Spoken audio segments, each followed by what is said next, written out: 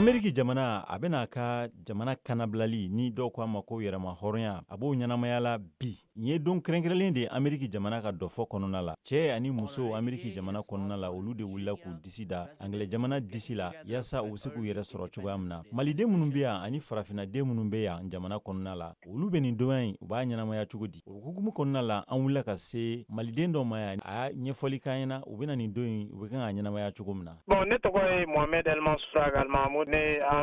Mali kalandenw ka association président ye donc 4th of July o ye sini ye États-Unis bena ka indépendance fêter comme 100 donc indépendance sɔrɔla en 1776 donc u y'u ka yɛrɛma hɔrɔnya ta ka bɔ Angleterre bolo colonie 13 kun do farala ɲɔgɔn kan donc k'u ka yɛrɛma hɔrɔnya ta donc 100 Amérique jamana kɔnɔ la a b'a don fêter kosɛbɛ état bɛɛ kɔnɔna na donc bon an fana minnu bɛ yan en tant que malien an kɔni an bɛ an fana minnu bɛ yan nɔ o fana ye c'est une inspiration pour nous également donc k'a ye o fana b'u ka indépendance fêter cogoya min na donc voilà écolidenw bɛ fan o fan fɛ maliyɛnw bɛ fan o fan fɛ u bɛ fara américains kan k'u ka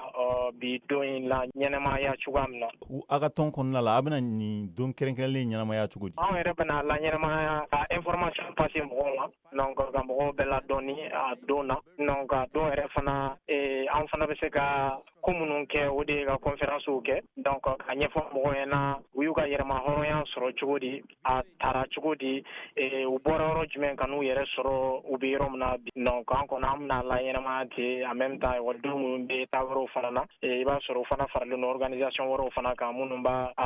célébrer. O kɔfɛ an y'an ɲɛsin Atlanta, Georgia ma maliden dɔw fana sigilen don minnu nalen don kalan na yan olu bɛ kan ka Ameriki jamana ka nin kanabilali don walima yɛrɛma hɔrɔnya don u bɛ kan ka ɲɛnamaya cogo di. An balimamuso dɔ ni ale sigilen bɛ a nalen don kalan na yan ale y'a yira k'a fɔ k'olu fana kɔni nin ye tasibila ye ani nisɔndiya don u bɛna mun kɛ ka fara u Amerikɛn tɔɲɔgɔnw kan o kɔfɛ u bɛna tila ka na barbecue fana kɛ. Ne tɔgɔ Maimuna Lasina Jabate ne bɛ Atlanta, Georgia n bɛ baara kɛ restaurant dɔ bolo n y'o manager ye ne de b'o gérer. Bon faamuyali min bɛ sɔrɔ a la ko ɲuman kɔni don parce que dugu min don dugu in de y'an bisimila yan nɔ an b'a dugu kan n'a ma ɲɛ i bɛ wali dugu kan ka ban kɔni n'u ye fêtiw kɛ i fana bɛ se k'i ta fêti fɛ dɔɔni an bɛna ɲɛnamaya cogo min na an bɛna fêtiw kɛ an bɛ barbecue k'u nɔfɛ ka gɛrɛw fana na kosɛbɛ a bɛ hakilina min jigin ne kɔnɔ o ye ka se ka kalan kɛ ka baara kɛ ka taa an fana ka dugu développer ka na n'a ye nin